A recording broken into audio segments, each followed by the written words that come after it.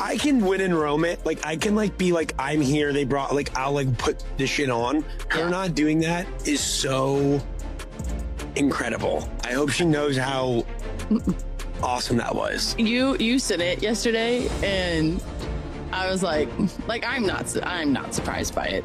I'm not, because do you know what? Everyone's always trying to get her to like wear something or do something, and like, for her to be like, You've been connecting the dots on social media, and you were on to something huge. Because what if I told you that this comment wasn't just a friendly shout-out? What if it was a calculated move in a much bigger game? Today, we're going to expose the multi-million-dollar strategy behind Sophie Cunningham's fierce public defense of Caitlin Clark. We will prove that this isn't just about friendship. It's about the deliberate and brilliant construction of a brand, the Enforcer, a role designed to protect the WNBA's single most valuable asset. This is the real story of how Sophie Cunningham's loyalty is also one of the smartest business moves in the entire league. If you believe, like we do, that the story behind the story is what really matters, show your support and smash that like button. It's a simple click, but it tells us we're on the right track and fuels our next investigation into the narratives the league would rather keep hidden. All right, let's start by properly deconstructing the inciting incident. The now famous jersey moment. On October 6th, the Indianapolis Colts honored the Indiana Fever at a game, giving all the players custom Colts jerseys. A standard-friendly PR opportunity. But Caitlin Clark, a lifelong die-hard Kansas City Chiefs fan from her childhood in Iowa, refused to put it on. Instead, she simply held it up for the cameras. In a world where athletes are media-trained to smile and play along, this was a small but powerful act of authenticity, and the internet immediately recognized it. Fans exploded, calling her a real one for staying loyal to her team. The clip became one of the most shared WNBA posts of the week. It was a masterclass in brand integrity, accomplished without saying a single word. And who was the first and loudest voice to recognize the power of that move? Sophie Cunningham on her podcast. She didn't just say it was funny, she called it awesome and incredible. So, the Colts have Fever players out. Sophie was not there, but they give everyone jerseys, and Caitlin Clark grew up in Iowa, is a Chiefs fan. Refused to wear the Colts jersey. She just held it up like this. And she hasn't gone out and said like, I didn't do it because I'm a Chiefs fan. But the internet was like, she's a real one. I love it's just like, she understood immediately that this wasn't just about football teams. It was about Clark demonstrating once again that she will not compromise who she is for a photo op. And by amplifying that moment, Sophie wasn't just being a supportive teammate. She was aligning her own brand with Clark's most powerful attribute, her authenticity. It was the first subtle move in establishing a public alliance, tying her own reputation to the unimpeachable brand of her superstar teammate. But this quiet alignment was about to get much, much louder. Because the story doesn't end there. To understand the full picture, you have to look beyond the podcast studio and onto the court where the Enforcer was born. So Cunningham publicly aligns herself with Clark's authenticity.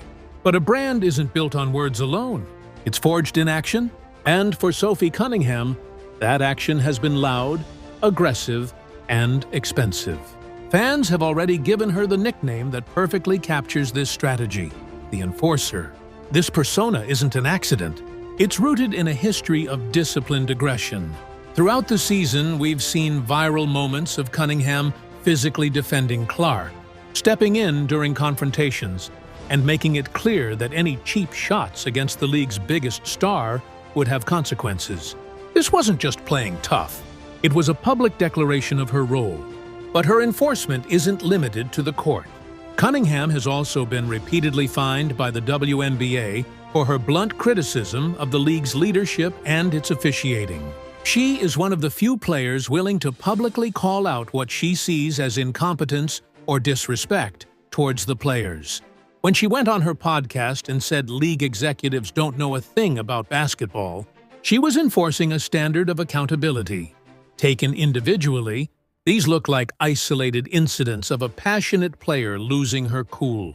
But when you connect the dots, a clear pattern emerges. This is a deliberate strategy. Cunningham is building a brand as the player who protects her own on the court and off. She is the enforcer who defends the league's biggest star from physical aggression.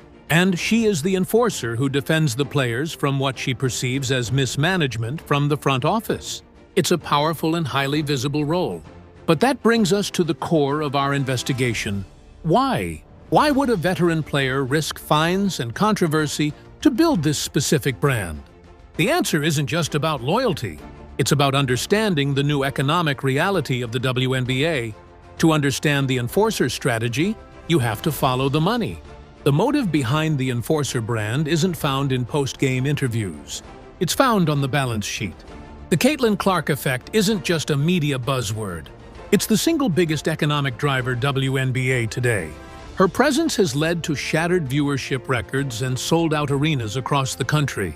The league is experiencing unprecedented growth, and that growth has a name. As a savvy 29-year-old veteran, Sophie Cunningham understands this new reality perfectly. Protecting the league's #1 asset isn't just about team chemistry. It's a sound financial strategy. Protecting Caitlin Clark is protecting the money, the new media deals, and the future salary caps. Every time Cunningham steps in to defend Clark, she's not just protecting a teammate. She's protecting the value of every player's contract, including her own. It's the most logical business decision in the league. What do you think when you connect those dots? Is this a brilliant strategic business decision that every veteran should be making us? Or does it blur the line between being a teammate and being a bodyguard? Let me know your take in the comments below. But this multi-layered strategy goes beyond just on-court actions. This is where her podcast, Show Me Something, becomes her most powerful weapon. The show gives her a platform to control her own narrative and, by extension, the narrative around the team without any filter from the mainstream media. It allows her to build her enforcer brand through her words, not just her actions. Think about it. Caitlin Clark, as the face of the league, has to maintain a certain polished image. She can't be the one to call out the league office or get into messy public disputes, but Sophie can. She uses her platform to be unapologetically authentic, even if it means saying she's completely checked out of the league's biggest event of the year. I haven't watched yet. Hell no. I haven't watched a lick of the WNBA. I don't know what's going on. I talked to my teammates like the day that we did exit interviews and all of that.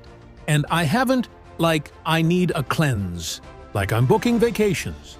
Wes, we need to go on a vacation and do a podcast. That level of unfiltered honesty allows her to act as the voice for frustrations that Clark can't express. She becomes the bad cop, which in turn allows Clark to remain the pristine good cop. It's a symbiotic media relationship. Cunningham absorbs the controversy saw, which only strengthens her enforcer brand, while Clark remains above the fray, focused on the game. And this isn't speculation. Cunningham herself has admitted that this is a conscious choice, that she sees herself as a voice for others. Her exact words were, "I represent a lot of people who don't say stuff, so I want to make sure I say it right." She is building a brand based on being the authentic, unfiltered protector. It's a role that makes her incredibly valuable, not just to Caitlin Clark, but to any team she plays for. And that brings us to the final dot, to connect her future. This isn't just about protecting Clark for this season. It's about positioning herself for the rest of her career. The reality is, Sophie Cunningham is about to become a free agent at the end of the 2025 season. She has even publicly warned that due to a potential lockout, her time with the Indiana Fever may already be over. This entire public campaign isn't just about navigating the current season. It's a brilliant league-wide audition. The enforcer brand is her resume. She is demonstrating to every general manager in the WNBA that she is more than just a veteran guard. She is an essential piece of the support system required to protect a superstar investment. She is showcasing her value not just as a player, but as a protector, a media strategist, and an authentic voice that resonates powerfully with fans. So when we filter out all the noise, the picture becomes crystal clear. Sophie Cunningham's vocal defense of Caitlin Clark is a masterful blend of genuine loyalty and shrewd business acumen. It's a calculated strategy designed to build a unique and highly valuable brand in the new high-stakes economy of the WNBA by positioning herself as the indispensable enforcer. She has forged a powerful alliance that enhances her own influence, media profile, and market value just as she heads into free agency. She isn't just a teammate. She's a businesswoman playing chess while everyone else is playing checkers. So, what's your take on all this? Is Sophie Cunningham's enforcer strategy a masterful act of career genius? Or is she simply a genuinely loyal teammate whose actions are being overanalyzed? Let us know your verdict in the comments section below. And if you believe the real story is never the official story, make sure you subscribe to the channel and ring that notification bell. We are constantly digging into these hidden narratives, and you don't want to miss what we uncover next. Finally, if you have a friend who only sees the surface-level drama, share this video with them.